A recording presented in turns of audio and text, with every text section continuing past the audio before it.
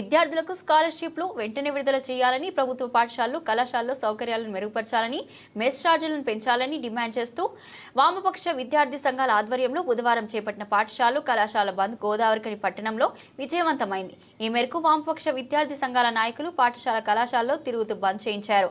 ఈ సందర్భంగా వామపక్ష విద్యార్థి సంఘాల నాయకులు రేణుకుంట్ల ప్రీతం, కొంటె సాగర్ మాట్లాడుతూ ముఖ్యమంత్రి రేవంత్ రెడ్డి అధికారంలోకి వచ్చిన వెంటనే విద్యార్థుల స్కాలర్షిప్లు క్లియర్ చేస్తామని, ప్రభుత్వ పాఠశాలలో, కళాశాలలో సౌకర్యాలు మెరుగుపరుస్తామని చెప్పి 18 నెలలు గడుస్తున్నా నిమ్మకు నీరెత్తినట్లుగా ఉంటున్నారని ఆరోపించారు. అందాల పోటీల నిర్వహణకు ముఖ్యమంత్రి రేవంత్ రెడ్డి వద్ద డబ్బులు ఉన్నాయి కానీ విద్యార్థుల స్కాలర్షిప్లు చెల్లించడానికి మాత్రం డబ్బులు లేవా అని ప్రశ్నించారు. అధికారంలోకి వచ్చిన తర్వాత విద్యా, వైద్య రంగాన్ని మెరుగుపరుస్తామని చెప్పి విద్యా రంగాన్ని పూర్తిగా నిర్వీర్యం చేశారని అన్నారు. విద్యాశాఖ మంత్రి కూడా నియమించకుండా ముఖ్యమంత్రి వద్దనే ఉంచుకొని విద్యారంగాన్ని సరైన నిధులు కేటాయించడం కాదన్నారు.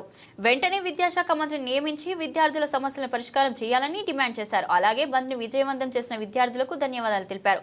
ఈ కార్యక్రమంలో ఏఐఎస్ఎఫ్, డివైఎఫ్ఐ నాయకులు గుడిసెల ప్రణీత్, అభినయ్, రాకేష్, ప్రకాష్, తరుణ్, యూసఫ్, అభిలాష్ తదితరులు పాల్గొన్నారు.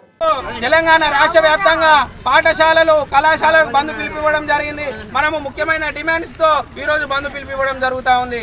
మనము ప్రభుత్వ పాఠశాలలో, కళాశాలలో మౌలిక సదుపాయాలు కల్పించాలని, అదేవిధంగా ఇంటర్ విద్యార్థులకు మధ్యాహ్న భోజన పథకం అమలు చేయాలని చెప్పేసి, అదేవిధంగా పెండింగ్లో ఉన్నటువంటి స్కాలర్షిప్ను, ఫీజు రియంబర్స్మెంట్ను వెంటనే విడుదల చేయాలని, విద్యార్థులకు ఉచిత బస్సు సౌకర్యం కల్పించాలని, పెరిగినటువంటి మెస్ కాస్మెటిక్ ఛార్జీలకు అనుగుణంగా ధరలను పెంచాలని చెప్పేసి, ఫీజుల నియంత్రణ చట్టాన్ని అమలు చేయాలని చెప్పేసి ముఖ్యమైన డిమాండ్స్తో ఈరోజు వామపక్ష విద్యార్థి సంఘాల ఆధ్వర్యంలో బంద్ పిలుపుకోవడం జరిగింది. గోవర్ఖని పారిశ్రామిక ప్రాంతంలో అన్ని పాఠశాలలు కూడా సంపూర్ణ మద్దతు తెలిపి బంద్ను విజయవంతం చేసినందుకు మర్యాదపూర్వకంగా, హృదయపూర్వక ధన్యవాదాలు తెలియజేస్తా ఉన్నాను.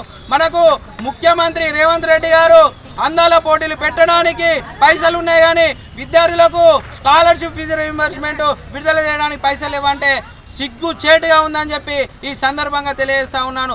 ఒక్కసారి రేవంత్ రెడ్డి గారు మీరు ఆలోచన చేయాలి, ఆత్మ విమర్శ చేసుకోవాలి. మనకు విద్యార్థులను ఇప్పుడు నేటి బాలలే రేపటి పౌరులు అని చెప్పి మీరే ఈరోజు విద్యార్థులకు మనకు పెండింగ్లో ఉన్నటువంటి స్కాలర్షిప్ విడుదల చేయకుండా చదువుకు దూరం చేసినటువంటి పరిస్థితి మనకు తెలంగాణ రాష్ట్రంలో కనబడుతుంది. కాబట్టి వెంటనే పెండింగ్లో ఉన్నటువంటి స్కాలర్షిప్ను విడుదల చేయాలని డిమాండ్ చేస్తూ ఈ అవకాశం ఇచ్చిన మీ అందరికీ కూడా అభినందనలు తెలియజేస్తా ఉన్నాను. తెలంగాణ రాష్ట్ర వ్యాప్తంగా వామపక్ష విద్యార్థి సంఘాల ఆధ్వర్యంలో తలపెట్టిన బంద్కు డివైఎఫ్ఐ యువజన సంఘంగా పూర్తిగా వారికి మద్దతు తెలియజేస్తూ ఉన్నాము.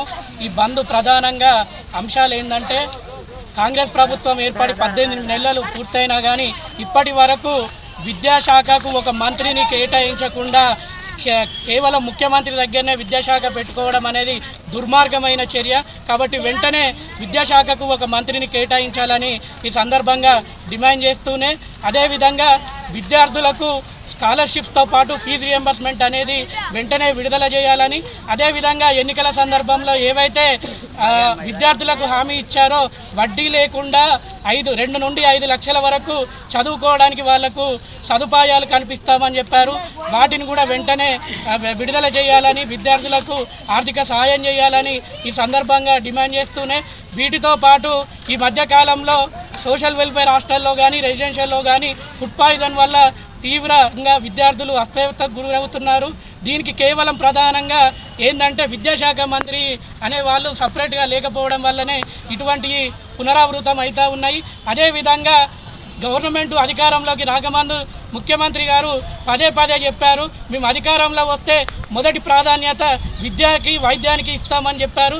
కానీ ఇప్పుడు చూసుకుంటే ప్రభుత్వం అధికారంలోకి వచ్చిన తర్వాత విద్యా వ్యవస్థ అనేది పూర్తిగా గాడి తప్పింది. కాబట్టి విద్యా వ్యవస్థను గాడిలో పెట్టాలంటే వెంటనే విద్యాశాఖ మంత్రిని కేటాయించాలి. తగిన బడ్జెట్ కూడా విద్యారంగానికి కేటాయించి మౌలిక సదుపాయాలు ప్రభుత్వ జూనియర్ కళాశాలలో, పాఠశాలల్లో కల్పించాలని